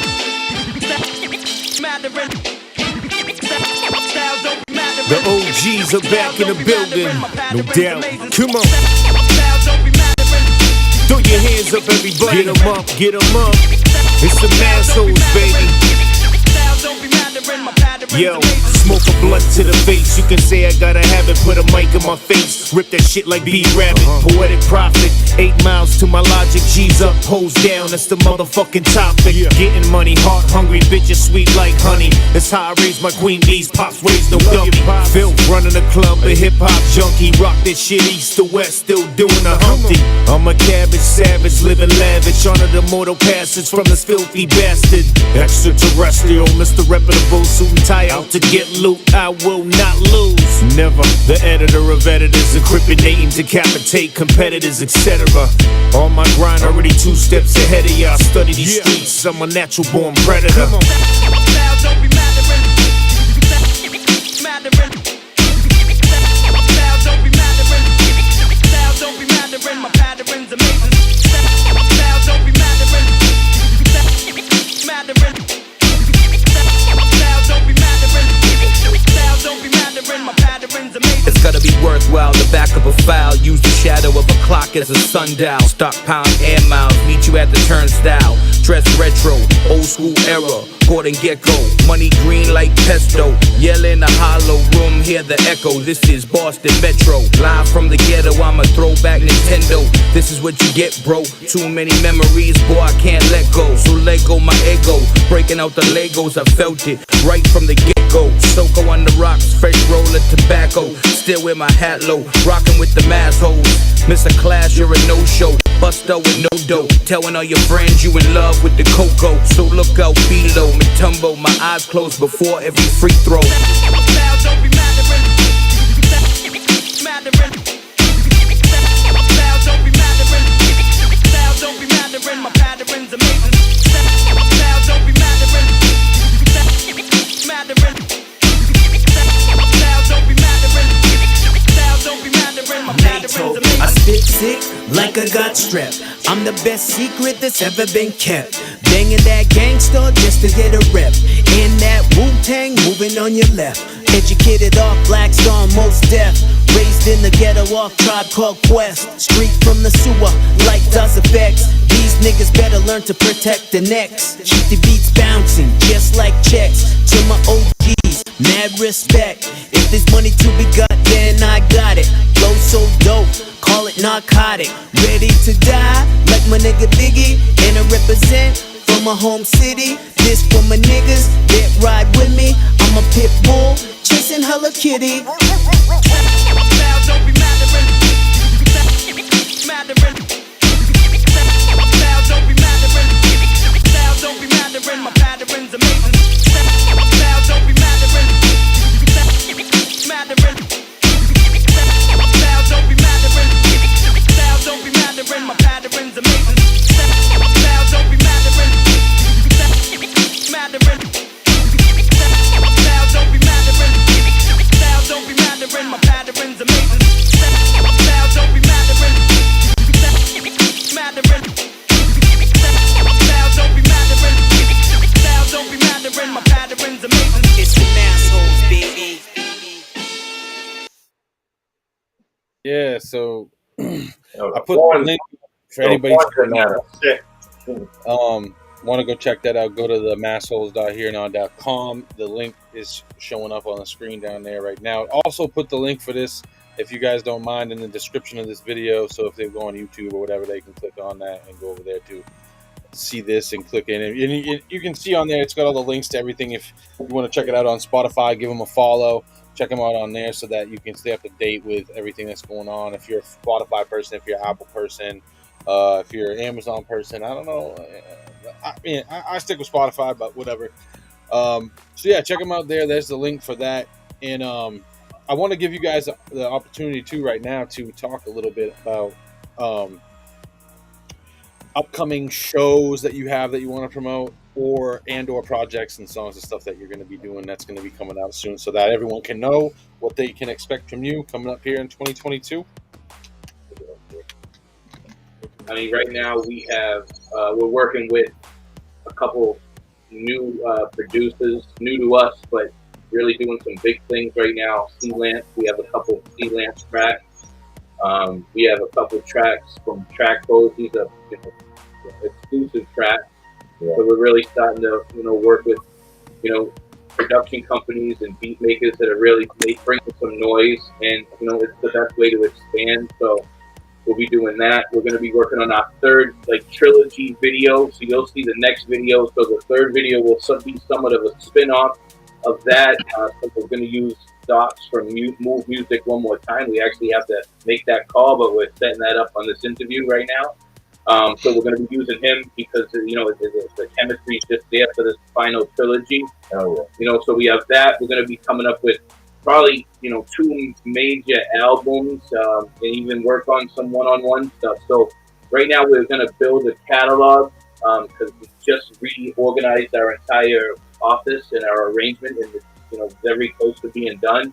So I'd say over the next 6 months you're going to get a lot of information from us, and really everything from production to DJing to photography, to every aspect over the next 6 months to 2 years. We want to really take the game over and expand on what we're already doing. So, that's the whole point of what we're doing. There's no getting famous. That has nothing to do with it. It's creating a business and an entity, building it from ground zero, and it's already starting to blossom. We're still at the beginning stages of it. It looks very promising, and we know how to do it. So, I can't wait for 6 months from now to be able to show progress, and that's what we have to speak on is, the bottom line in the future. So I'm hoping that it's going to be what I think it's going to be, and that's really what we have working on. From there, shows, more interviews will come from that.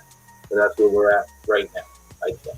Hell yeah. And speaking of more interviews and shit, I work with a guy. We do this kind of thing together through Elevate Audio and Visual. And he does a podcast every Monday called the Whooshy Gang Podcast. And he's out of New Bedford. His name's Libsy. So he's out of Massachusetts. He's got a similar, some people watch both our shows, but he's got a different audience also. So like, I'll put you in contact with him. You guys can do this with him if you guys feel like doing that too. Reach another audience, obviously. Yeah, definitely. Listen, you got to. It grows and it gets bigger and bigger. Right. No hate. Right. Obviously. No more hate in Boston. Yeah, hell yeah. And then everyone can start thinking. No more hate in the world. Right. Right. Exactly. Right. So this is how this is going to go down. I want you guys to give out your final shout outs right now. And then I'm going to play that last music video that I got from you guys and kind of lead you guys out of the show with that. And then me and the cousins are going to stick around for a few minutes and discuss today's show and what's upcoming for us and everything like that. So this will be your last chance to get your shout outs in before I play your music video. And then you guys are going to be all set. And then we're just going to keep on talking for a few minutes about what's coming up and all that other stuff. Kind of. We appreciate it. Thank you. Yeah. Perfect time to get all those final shouts out. Let everybody know how you're feeling about them.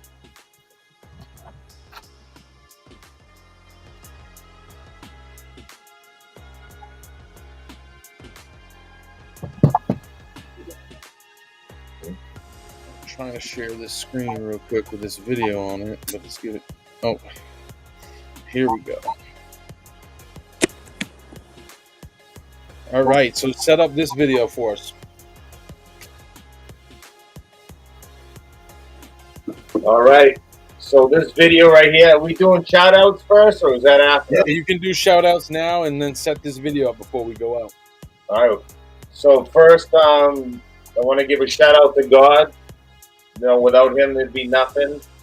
I want to give a shout out to my mother and father who are in heaven. I want to give a shout out to my wife, Erica. I want to give a shout out to my sons, Bentley and Devin. And a shout out to all my true friends, a lot of true brothers. So that's me personally. And if anybody else wants to give a shout out, quick, no? Shout out my family. All of you, it's important to have a family that's behind you to let you do this chaos in the middle of, your life and their life. So, that's the most important. My 4 children and my wife and my parents, even my dogs. I appreciate everyone, all my friends that support me. There's too many names, but you all know who you are. And to my group, my team, Ray Blast, Blizzy is, always there for me. And, sir. And Big Doug, that's what's up. I want to shout to Doug. But Nate, man, is the glue, and we appreciate you, brother. And that's it. That's a live shout. And my brother Roger. Yeah, but big shout out to you guys for having us on. So that's the most important. And I'm good. Thank you. Yeah, word. What about you, Nate? For me, a shout out to God, obviously, Jesus, as a deity I believe in. A shout out to my brothers, for keeping me in this savagery, this way. A shout out to my kids because, they know what good music is and good people are, and they turned out pretty awesome. Shout out to my mother because she did it on her own. She really instilled some good values. And a shout out to all the soldiers I had when I served, and to the fellow fighters that I trained with. Shout out to Latina for helping me see that I wasn't done yet, showing me love and water in my pool, you know, it was drying out. And a shout out to you guys, even still, you know, liking this kind of music, because like we wouldn't be shit without people, you know. Yeah, right. We just be doing what we want. I like this. Oh yeah. And yeah. Yeah, I had a great show. It was a good time, and make sure you check them out on Spotify, YouTube, all that stuff. Go to the massholes.herenow.com. Check out the Warcry album, and we're gonna get into this video now, Lost in Memories. If you want to give a quick setup on this song or video or whatever, that'd be good.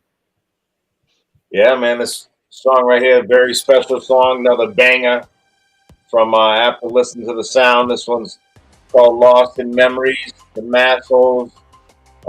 Filthy and MG killing in this one. You know, again, appreciate Nate putting in that effort, you know, mixing it down, making it to what it is. And Docs from Move Music, shooting another great video. This one was done in the Boston area. And this was a short film, man. Almost got like a kind of like a Sopranos feel to it, you know what I mean? So we had to get a little Hollywood game on this one. We had fun with this one, you know. This is like this is gonna be my brother. That's my brother's house. That's my barbershop. Like, so we got to incorporate friends into it who forever get to have a cool experience. But yeah, the video's dope. Check it out. All right, let's get into it. Lost in Memories official video remix.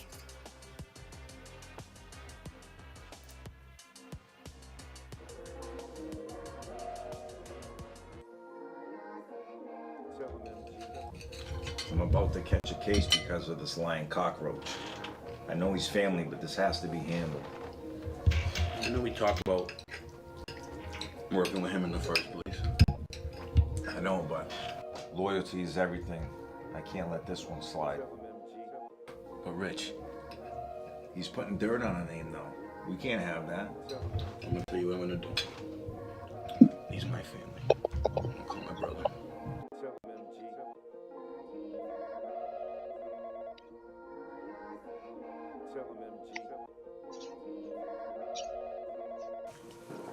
Hello? Yeah, messed up big this time. Tell him, MG.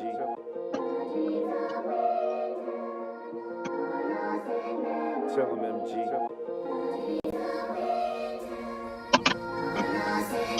Tell him, MG.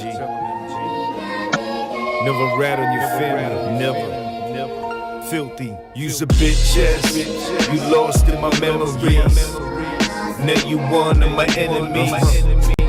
Better hide when you see me. Pop out the spotlight, God dream a genie. You's a bitch ass. That lost in my memories. Now you one of my enemies. Come on, better hide when you see me.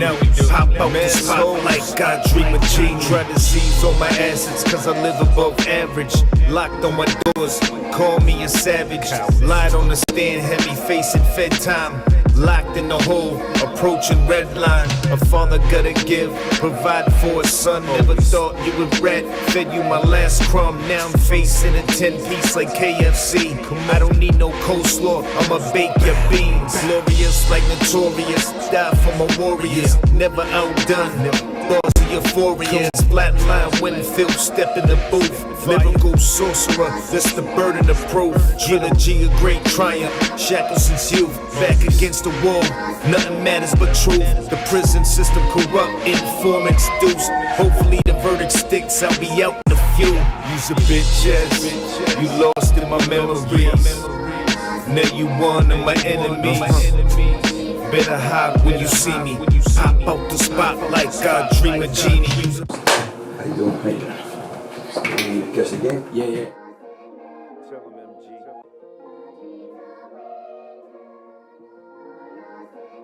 Tell him, MG.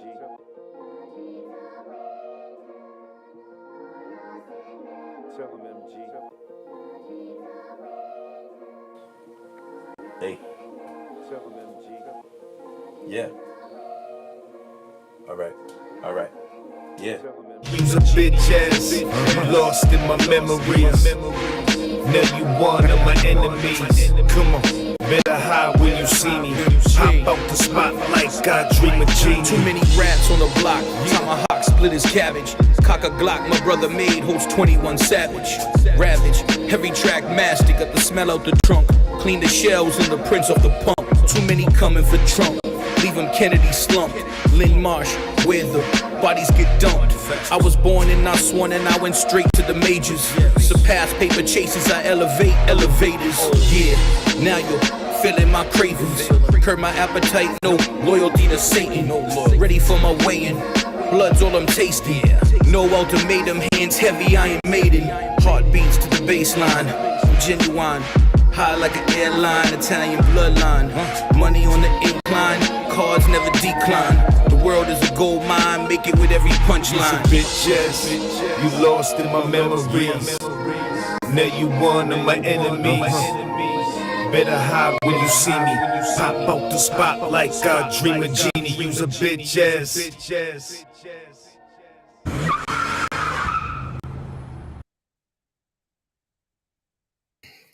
Hell yeah! So that, yeah, I like that. I like the whole aesthetic of it too. Yeah, Yeah, that was dope. definitely dope. So yeah, man, appreciate y'all joining us tonight. Appreciate you, man. Right now, we're gonna let y'all go, and if y'all, want to keep networking, we can keep networking. You know what I mean? I make beats too, so I got a folder with like 200 something beats in it. We can put your email in there and share it out. You guys can check out what's in there. Oh yeah, bro. And yeah, we'll do this again too, and we'll set this up after the summer goes by. Maybe in the fall we'll do this again. You guys have some new stuff to show us, and we'll be interested in hearing that too. So Definitely. Word up. Yeah, we'll be in touch, brother. Appreciate it. All you guys, thank you, man. Peace, y'all guys. Appreciate you guys. Thanks for coming on. Peace, man. So that's the show for today, basically. Cuzzo, man, that's badass, dude. Thanks for having me on, man. Oh, hell yeah, bro. Thanks for coming on and checking it out and seeing how this goes every week for us. Well, usually every week, almost every week anyway. And just kind of trying to promote local music is what I do and been doing for a while now, just trying to have other people come on and share their stories and shit like that. But to everyone who's still watching, I think we got a few people still watching right now. I do want to say that next week I got Jigs on. Jigs is from Sanford, Maine. Pretty dope MC. Also, not a slacker when it comes to rapping and writing and shit like that. So excited to have him on and talk about what he's got. Been a long time since quarantine. He hasn't really put too much out for a long time, and he was a member of a group and is now kind of doing a solo thing. So excited to have him on the show next week. And I already showed the sponsors while that video was playing, so we ain't really got to mention them. I don't know if you had a chance to check out what we talked about last week. That guy Todd Standing with the Bigfoot shit we talked about last week. He's put out, like I say, he puts videos out. Actually, Sunday nights he does a live stream, so that's cool. And also, Expedition Bigfoot is back with season 3, so I got to catch up on that. I think they just put the first episode out. That's that show I was watching last whenever the fuck that was, and it caught my attention. They got Jane Goodall on this episode. Apparently, someone did an interview with her about. They did an interview with her about bipedal or whatever. Chimpanzees and gorillas and shit like that. They want to know how that could coincide with some of the evidence that they got or whatever. So it should be a cool episode. I'm looking forward to checking that out. If anybody out there is into the Bigfoot shit, there's a lot of good stuff. Go over to Savannah Bigfoot YouTube page we talked about last week. Todd Standing has some incredible evidence. Whether it's faked or not, I don't know. That's up to you to figure out. But it's a pretty cool topic. I like to talk about a lot. Bigfoot, it's weird. It's strange. It's hairy. It smells. We don't really know if it comes from Earth or not. So it's very interesting. But yeah, once I mean, you can come back on the show anytime, man, and hang out and fucking, as you see how the show goes, maybe you can come up with your own set of questions to ask people, because sometimes we miss things. We just kind of go through it and we don't think of things. So it's good we have other people on here and they think of something, you know what I'm saying, and be like, hey, what about this? If anything piques your interest, you know what I'm saying? And we pick a lot of people's brains on here. Sometimes we get into more conversation about paranormal than others, because some people are like, that story that guy told though is fucking pretty crazy. I can't even. I mean, I can't imagine living with that like your whole life, just thinking it's fucking normal. Because like 30 years of get out. I'd love to see that caught on video. Yeah, that's what I was trying to say. Like, I'm trying to get out there. I'm trying to get out there. Like, let me come down with my fucking cameras and my other shit. I can fucking see if I can record something. Damn, this one's out. Like, look at this, man. Rose. Rose, what are you doing? Why did you have to go and wake her up? I'm an asshole like that. All right, so we'll be back next week, same time, and we got Jigs on with us, and appreciate you joining us this week, Tim, and come back on anytime, man. Hang out. Hey, appreciate y'all for having me. All right, and everybody who's still hanging out, Lucifer, man, yo, thanks for joining like you do every week and contributing, and my mother's still in here. You got to see us all, so there you go. My mother's probably watching. I don't know if she's like at work or some shit, but she definitely watches the show. So, all right, y'all. I'll catch y'all on the flip side.